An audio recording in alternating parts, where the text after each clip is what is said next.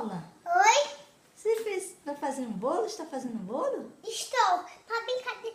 Não é assim, não. Oi, pessoal! Hoje eu vou fazer um vídeo pra vocês. O nome é Fazer o Bolo. Eu vou fazer esse bolo porque eu quero que todo mundo dê muito like nesse vídeo. Muito. E para começar esse bolo, você vai precisar de 3 colheres de ovo.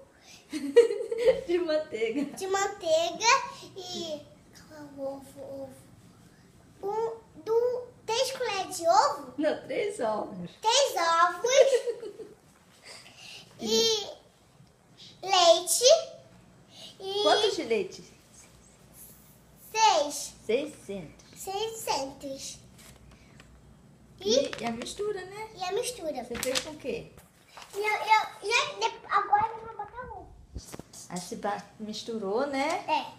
Já botei tudo. Agora a gente misturou e agora eu vou botar a massa. Pronto, botei a massa e agora tem que misturar. Gente, eu misturei e olha como ficou o nosso bolo. Olha como ficou. Ficou muito bonito, né? Uhum. Bateu na batedeira? Eu bati. Gente, também pode bater na batedeira. Mas primeiro você misturou na mão, né? Mas Sozinha, né, Paula? eu misturei com a colher.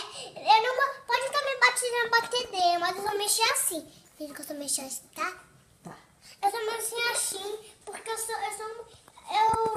fiz isso sozinha. Olha como o bolo ficou. Ficou legal, né? E agora que a gente foi fazendo nada, e como não. E agora eu vou ver que tem farinha. Gente, como não tem farinha, eu peguei, sabe o quê? Aqui. Eu peguei o Nescau. Olha aqui o Nescau. Peguei o Nescau e botei nessa forminha aqui. Ó, vou botar o Nescau aqui. E além do mais...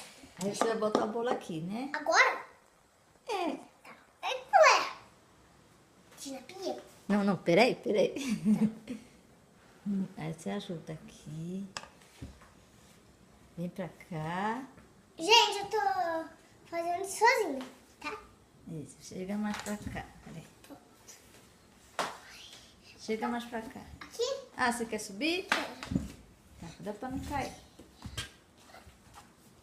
Pronto. Agora, pode deixar o bolo aqui? Gente, onde você vai deixar o bolo? Agora você vai botar esse aqui. Né, Paula? Ah, gente, agora eu tô botando o bolo todo aqui. Olha como fica bonito. Ai, gente. Dá uma na boca, né?